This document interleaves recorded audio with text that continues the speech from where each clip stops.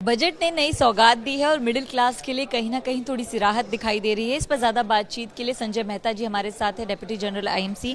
Sir, क्या कहेंगे, 12 लाख पर टैक्स की छूट एक बड़ी सौगात मिल रही है।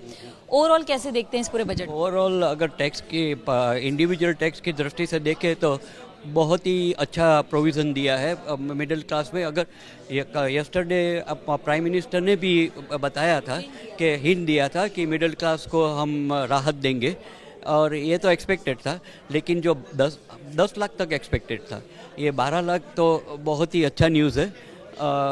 और एक एक्सपेक्टेशन था जो प्रावधान स्टैंडर्ड डिडक्शन में जो नहीं हुआ है, ठीक है, इट्स अ प्रोसेस। सो हो सकता है अगले बजट में वो मिले, क्योंकि अगर 30 लाख का ऊपर का ब्रैकेट देखे तो उसमें मुझे कुछ रिलीफ नहीं दिखती है ज़्यादा। सो क्या कहेंगे, ऐसे बहुत सारे एस्पेक्ट्स हैं जिनको इस बजट में नहीं टच किया गया है, आपको क्या लगता है उनकी ज़रूरत थी? फॉर एग्जाम्पल, जैसे कि इंफ्रास्ट्रक्चर की बात करें तो सिर्फ एक पर्टिकुलर सेक्शन का दिखाई दे रहा है, ओवरऑल नहीं दिखाई दे रहा है, या फिर स्टार्टअप को लेकर उतना कुछ नहीं दिख रहा, उस पर क्या? स्टार्टअप के लिए है प्रोविज़न, स्टार्टअप के लिए R&D का है, स्टार्टअप के लिए अटल लैब का प्रोविज़न किया गया है ये बजट में, तो प्रोविज़न तो है।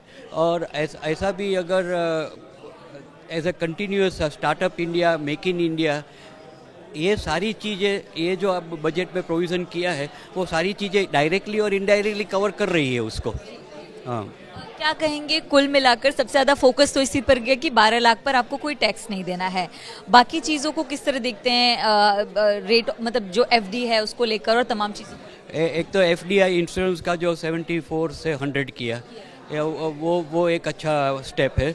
दूसरा, शिप बिल्डिंग के लिए प्रोविज़न किया है, वो एक बहुत ही अच्छा प्रावधान है, इसलिए कि अगर हमारी मिलिट्री और हमारा जो इंटरनेशनल ट्रेड है, हम शिप बिल्डिंग में काफ़ी पीछे है, और आज चाइना काफ़ी आगे बढ़ गया है।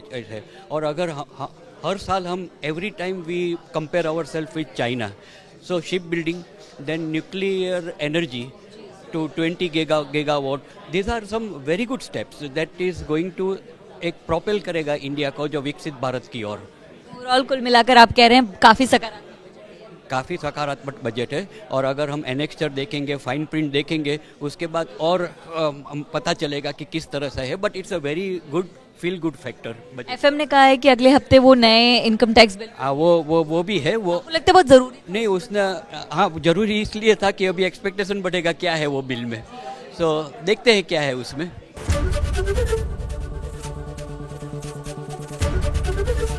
ABP गंगा, खबर आपकी, जुबान आपकी।